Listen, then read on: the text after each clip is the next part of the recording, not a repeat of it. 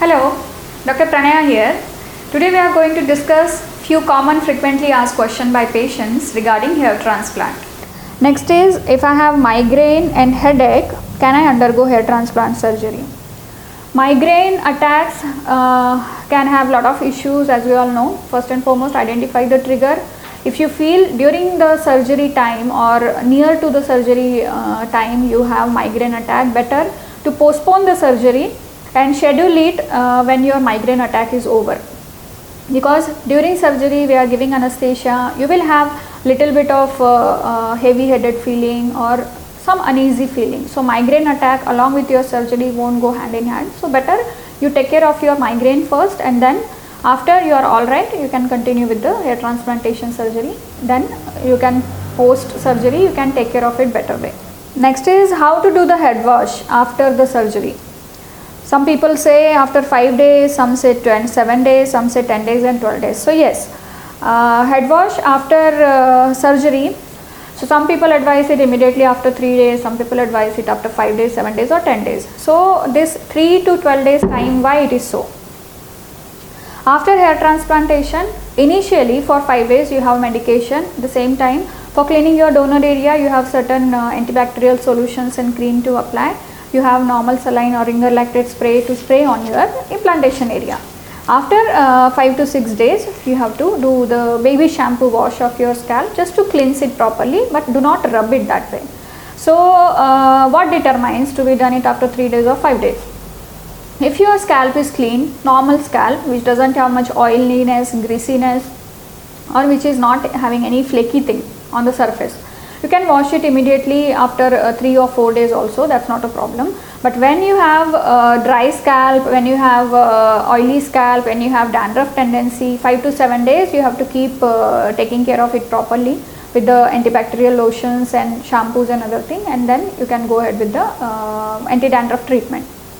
So ideally, if you have to say 7 days is the ideal time to do the head wash, you can either prepone it or postpone it depending upon your scalp condition and depending upon how your post-surgery time is. Then they asked why to avoid spicy food after hair transplant.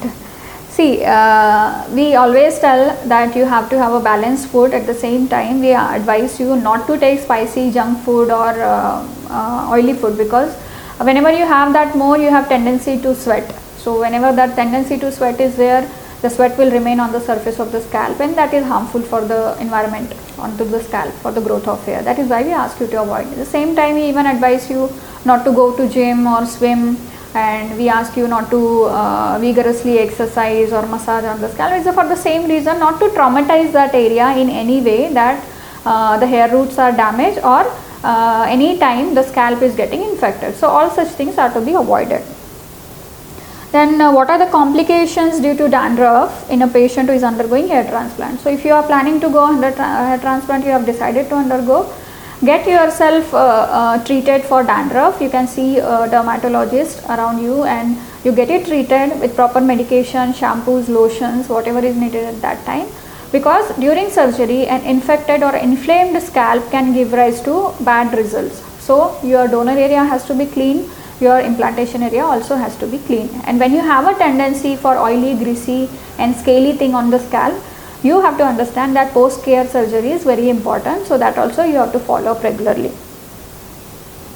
Is there any problem arise after hair transplant like weight gain or weight loss? No. Weight gain or weight loss is not related to hair transplant as such, because we are not giving any medications or any injections or anything that is actually going to give rise to weight loss or weight gain. What are side effects if I have high BP in hair transplant surgery? So if you have high BP, it's a medical condition, hypertension. If you are on medication, there is a chance that you may have to change your medication before surgery or even after surgery, so that your blood pressure remains normal. That is a high risk surgery actually when you have high blood pressure. So before surgery, our anesthetist can check and they can advise you what medication to change and how you can go ahead with the surgery. So it is advisable to get a medical fitness also done if you have any medical conditions associated before hair transplantation itself. Then how much time it takes for hair transplant result? It's a common question. As I said, 3 months is the shedding time, 6 to 8 months usually we see results, but at times some people, their rate of hair growth is takes longer time. So even up to 8 to 18 months is the time that we could see the hair growth. So at this period of time you have to keep observing the hair growth, keep taking care of it, and whatever supportive treatment you can do, you have to get the treatment done. Then when to start PRP after hair transplant?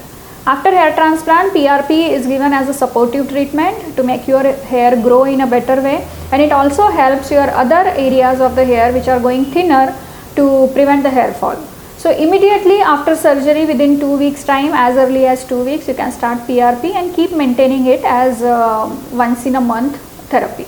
So initially 4-5 sessions we advise. After that, as you feel, you can continue at least 3 sessions in a year or 3 to 4 sessions. So minimum gap of 3 to 4 months you can do 1 session of PRP and continue it. So these were all about few doubts that a lot of our patients used to have regarding hair transplantation and related things. If you have more doubts, you can put it in the comment section. I would like to answer that, and we'll come again with few more informative videos with hair and skin related problems. Thank you very much. Keep watching.